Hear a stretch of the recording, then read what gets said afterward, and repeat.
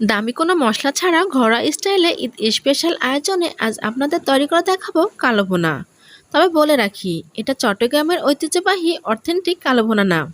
ঘরোয়া উপকরণে খুব সহজে কিভাবে কালো ভুনা তৈরি করা যায় সেটা আপনার মাঝে শেয়ার করব। কালা ভুনা মানে মাংসগুলোকে ভাজতে ভাজতে শক্ত বা কড়কড়ে করে ফেলা না।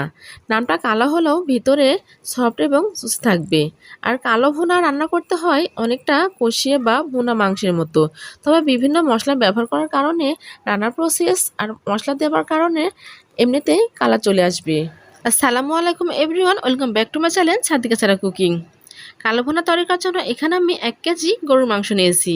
মাংস পিসগুলো আমি এই সাইজ করে কেটে নিয়েছি, বেশি বড়ও না বেশি ছোটও না, ঠিক সাইজগুলো এমন হবে। আমি এখানে হাড় চর্বি সহ মাংস নিয়েছি। তবে কালো ভুনার টেস্ট ভালো আনার জন্য চেষ্টা করবেন হাড় চর্বি সহ মাংস নেওয়ার। হাড় চর্বি সহ মাংস নিলে কালো ভুনার টেস্টটা অনেক বেশি ভালো আসবে। এখানে কিছু শুকনো মশলা নিয়েছি জয়ফল, কালো এলাচ, দারচিনি, ছোট এলাচ, লবঙ্গ, গোলমরিচ, সে সঙ্গে তেজপাতা। এদিকে মাংসগুলো মেরিনেট করে নিতে হবে। মাংসগুলো মেরিনেট করে নেওয়ার জন্য এখানে আমি প্রথমে দিচ্ছি 1 টেবিল চামচ রসুন পেস্ট, সেই সঙ্গে দিচ্ছি যে মশলাগুলো দেখালাম। এবার সবগুলো মশলা অ্যাড করব। তার মধ্যে থেকে 2টা মশলা আমি উঠিয়ে নিয়েছি, বড় এলাচ আর সেই সঙ্গে জয়ফল। আমি এই দুটি একসঙ্গে বেটে অ্যাড করব। জয়ফলের কাজ মাংসটাকে সফট নরম করে তোলা। আমি বেটে 1 চামচের মতো অ্যাড করলাম। এবার কিছু শুকনো মশলা অ্যাড করব। দিচ্ছি লবণ 1.5 চা চামচ, লবণটা স্বাদ মতো। মরিচের গুঁড়া দিচ্ছি 2 চা চামচ, হলুদের গুঁড়া দিচ্ছি 1 চা চামচ, ধনিয়া গুঁড়া দিচ্ছি 1 চা চামচ, ভাজা জিরা গুঁড়া অ্যাড করছি 1 চা চামচ, সেই সঙ্গে অ্যাড করছি গরম মশলা গুঁড়া 1 চা চামচ। সবগুলো মশলা উপকরণ দেওয়া শেষ। এবার অ্যাড করতে হবে পেঁয়াজ বেরেস্তা। এখানে হাফ কাপের মতো পেঁয়াজ বেরেস্তা অ্যাড করলাম। মাংস কালো ভুনাতে পেঁয়াজ বেরেস্তা অ্যাড করলে মাংস টেস্ট কিন্তু অনেক বেশি ভালো আসে। হাফ কাপের মতো পেঁয়াজ কুচি অ্যাড করলাম। সবশেষে অ্যাড করলাম হাফ কাপের মতো রান্নার রেগুলার সয়াবিন তেল। এবার সবগুলো উপকরণ হাত দিয়ে ভালোভাবে মেখে নেব। এবার সবগুলো মশলা উপকরণ একসঙ্গে মিক্স করে মাংসটা ভালোভাবে মেরিনেট করে নিতে হবে।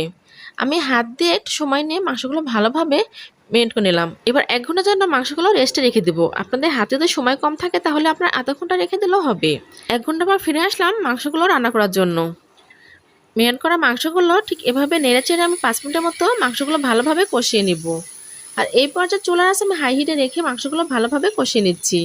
5 মিনিট কষানো হলে ঢাকনা ঢেকে আমি 15 মিনিটের মতো মাংস এভাবে রান্না করে নেব। আর এই পর্যায়ে চুলার আঁচ মিডিয়াম টু মাঝামাঝি রেখে আমি মাংসটা ভালোভাবে 15 মিনিটের মতো রান্না করে নেব।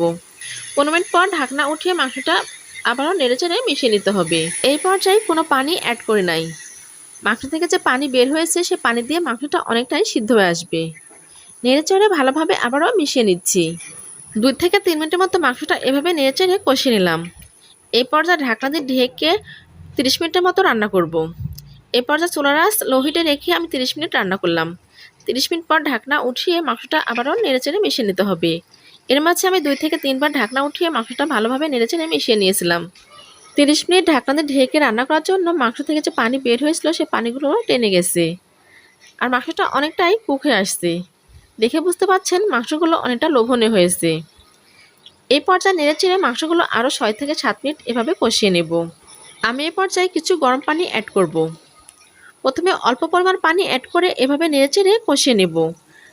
এই পর্যায়ে পানি অ্যাড করতে হবে যেন মশলাগুলো পুড়ে না যায়। বেশি করে পানি অ্যাড করা যাবে না, অল্প অল্প পানি বারবার অ্যাড করে মাংসটা ভালোভাবে সিদ্ধ করে নিতে হবে।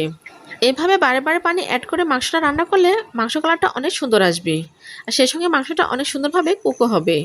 এভাবে নাড়তে নাড়তে মাংসটা পারফেক্ট কালার চলে আসবে। আর এই পর্যায়ে অবশ্যই খেয়াল রাখতে হবে হাঁড়ির তলাতে লেগে না যায়। লেগে গেলে কিন্তু পোড়া পোড়া গন্ধ হবে, পারফেক্ট কালো ভুনা তৈরি হবে না। আমার মাংসগুলো অনেক সুন্দর কালার চলে আসছে। এবার মাংসের বাগারটা দেওয়ার জন্য আমি চুলাতে একটা কড়াই বসিয়ে দিয়েছি। দিচ্ছি হাফ কাপের মতো সরিষার তেল। আপনারাও চেষ্টা করবেন সরিষার তেল দিয়ে বাগার দেওয়ার জন্য। সরিষার তেলের ফ্লেভারে কালো ভুনার টেস্টটা অনেক বেশি ভালো আসবে। দিচ্ছি হাফ কাপের মতো পেঁয়াজ কুচি।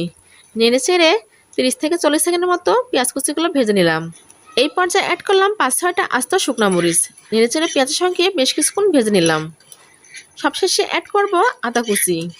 আপনারা চাইলে এই পর্যায়ে রসুন কুচিও অ্যাড করতে পারেন, তবে লাস্টে আদা কুচি অ্যাড করলাম। আদা একটা সুন্দর ফ্লেভার আছে, সে ঘ্রাণে কালো ভুনার টেস্টটা অনেক বেশি ভালো আসবে।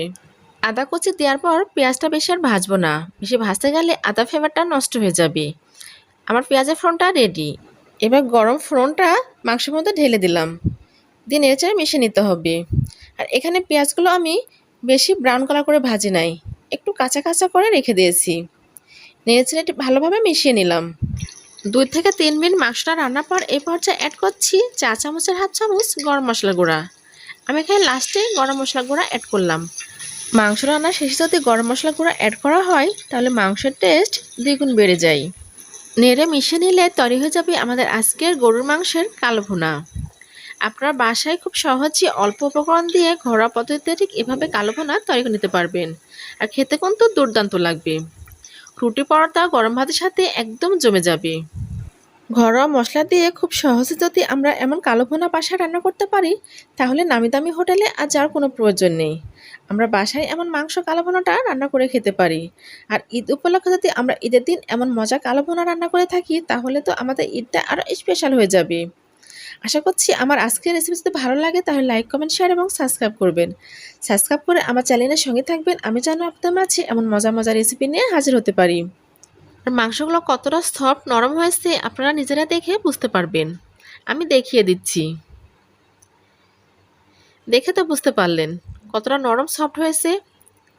আর আমার আজকের রেসিপি কেমন হয়েছে আমাকে অবশ্যই কমেন্ট বক্সে কমেন্ট করে জানাবেন।